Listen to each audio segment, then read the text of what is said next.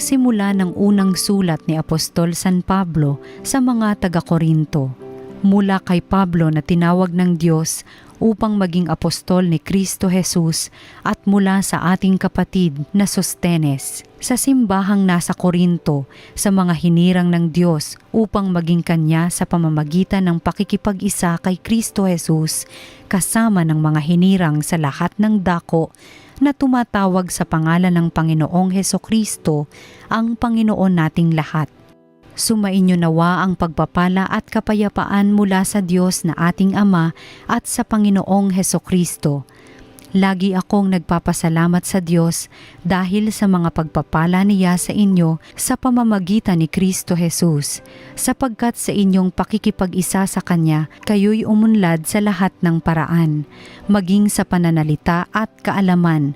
Ang katotohanang ipinangaral namin tungkol kay Kristo ay malinaw na nakikita sa inyo, anupat hindi kayo nagkulang sa anumang kaloob na espiritual, habang hinihintay ninyong mahayag ang ating Panginoong Hesukristo.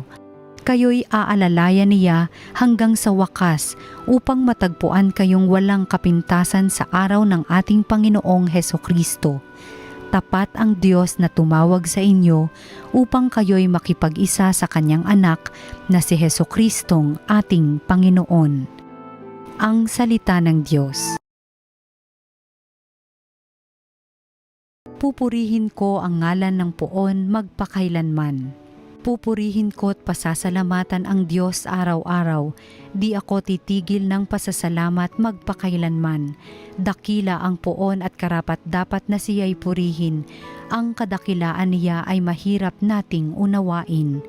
Pupurihin ko ang ngalan ng Poon magpakailanman. Sa alinmang lahi ang iyong ginawa ay papupurihan. Ihahayag nila ang mga gawa mong makapangyarihan. Ang karangalan mo at pagkadakilay ipamamalita. At isasaysay ko ang mga gawa mo na kahanga-hanga. Pupurihin ko ang ngalan ng Poon magpakailanman. Ang mga gawa mong kapangyarihay ipamamalita. Sa lahat ng tao'y aking sasabihing ikaw ay dakila. Ihahayag nila ang lahat ng iyong mga kabutihan. Aawitin nila ang kabutihan mo't iyong kabaitan. Pupurihin ko ang ngalan ng Poon magpakailanman. Ang mabuting balita ng Panginoon ayon kay San Mateo. Noong panahong iyon, sinabi ni Jesus sa kanyang mga alagad, "Kaya magbantay kayo sapagkat hindi ninyo alam kung anong araw paririto ang inyong Panginoon. Tandaan ninyo ito, kung alam lamang ng puno ng sambahayan kung anong oras ng gabi darating ang magnanakaw, siya'y magbabantay at hindi niya pababayaang pasukin ang kanyang bahay. Kaya maging handa kayong lagi, sapagkat darating ang Anak ng Tao sa oras na di ninyo inaasahan. Ang tapat at matalinong alipin ang siyang pinamamahala ng kanyang Panginoon sa ibang mga alipin upang bigyan sila ng kanilang pagkain sa karampatang panahon. Mapalad ang aliping iyon kapag dinatnan siyang gumagawa ng gayon sa pagbabalik ng kanyang Panginoon. Sinasabi ko sa inyo, pamamahalain siya ng kanyang Panginoon sa lahat ng kanyang ari-arian.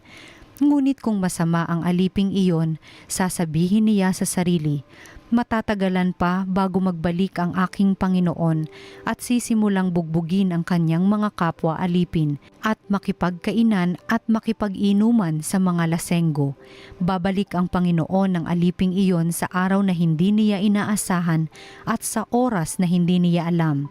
Buong higpit na parurusahan siya ng Panginoon at isasama sa mga mapagpaimbabaw. Dooy tatangi siya at magngangalit ang kanyang ngipin. Ang mabuting balita ng Panginoon. Pinupuri ka namin, Panginoong Hesukristo.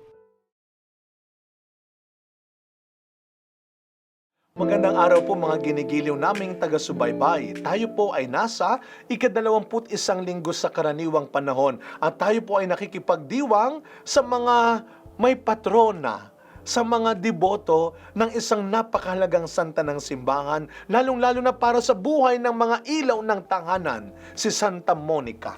isa sa mga patron din ng mga nanay. Kapag po kami ay nagtitaping ni Father Roy Belien ng Testimony, lagi naming sinashoutout si Nanay Auring at si Aling Hilda, ang aming mga butihing nanay. At pag sinabi hong nanay, nako, yan ang mga unang tinig na narinig natin sa tanang buhay natin. Habang tayo ay lumalaki lalo na, ano ang kanilang madalas na isigaw? Gising na, bangon na. Gising na at bangon na.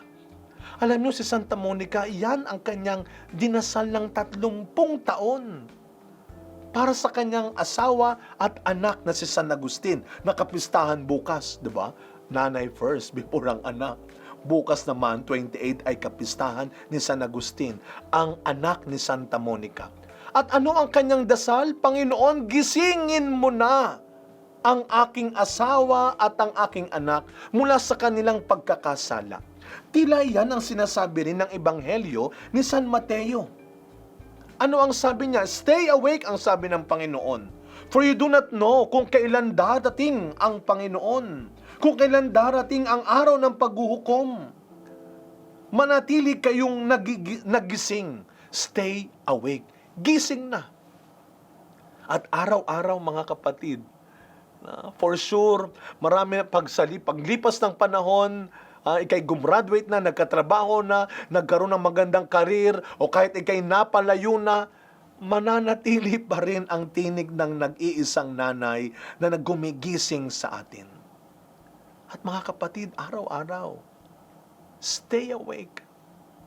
It's never too late. Bumangon ka diyan. Alam niyo, meron akong mga kaibigan, miyembro ng tinatawag na masantol. Alam niyo yung masantol? Masandal tulog. Ito'y mabilis makatulog eh.